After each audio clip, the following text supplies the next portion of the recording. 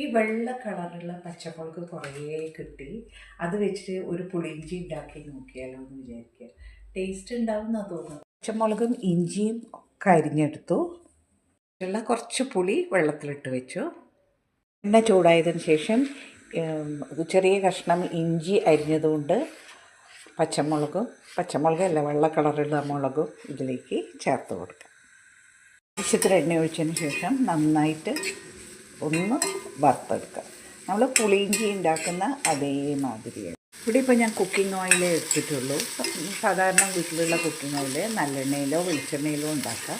ഞാനിപ്പോൾ ഇത് കുക്കിംഗ് ഓയിലാണ് ഉണ്ടാക്കാൻ വിചാരിച്ചിട്ടുണ്ട്. അത്യാവശ്യത്തിന് എരിവുണ്ട്. പക്ഷേ ഇത് കാന്താരി മുളകല്ല കേട്ടോ, ഇതിവിടെ ഉണ്ടാവുന്ന വെള്ള കളറ് മുളക്, അത്രയേ ഉള്ളൂ.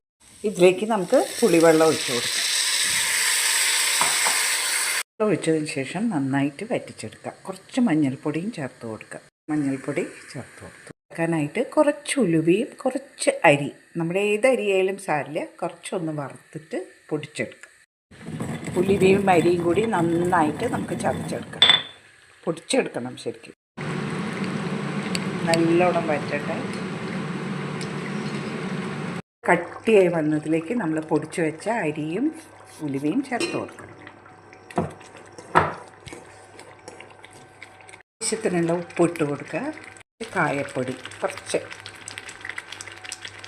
ഞാനുള്ളത് ശർക്കര പൊടിച്ചതാണ്. ശർക്കരയാണ് ചേർക്കേണ്ടത്. ഇവിടെ പൊടിയായതുകൊണ്ട് പൊടി ചേർക്കുക. നമുക്ക് മധുരം എത്ര വേണം അതിനനുസരിച്ചിട്ട് ചേർക്കാം. ഉണ്ടാക്കി വന്നപ്പോൾ ഈ മുളകിന് നല്ല എരിവുണ്ട് കേട്ടോ. നല്ല മിക്സ് ചെയ്ത് കൊടുക്കുക. ഈ വന്നിട്ടുണ്ട്. ഇങ്ങനെ പൊട്ടി പൊട്ടി തെറിക്കുന്ന അതിലുള്ള വെള്ളം മുഴുവനും പോയി നല്ല കുറുകി വന്നു. ആവശ്യത്തിന് പിന്നെ ഇതിട്ടു, ശർക്കരപ്പൊടി ഇട്ടിട്ടുണ്ട്. നല്ല ടേസ്റ്റി ആയിട്ടുള്ള. ഇനി ഇതിലേക്കൊരു വറവിട്ട് കഴിഞ്ഞാൽ പുളിയിഞ്ചി റെഡിയായി. ചെണ്ണയിൽ കുറച്ച് നല്ലൊരു വറവിടാം. കടുകും മുളകുമായിട്ട് വറവിടാം. കൊടുത്തു. കറിവേപ്പില ഇട്ട് കൊടുക്കുക. ചുവന്ന മുളക് ഇട്ട് കൊടുത്തു. ഇതിലേക്ക് വറവിടും. കഴിഞ്ഞു. അങ്ങനെ പുളിയിഞ്ചി റെഡിയായി. ടേസ്റ്റി ആയിട്ട്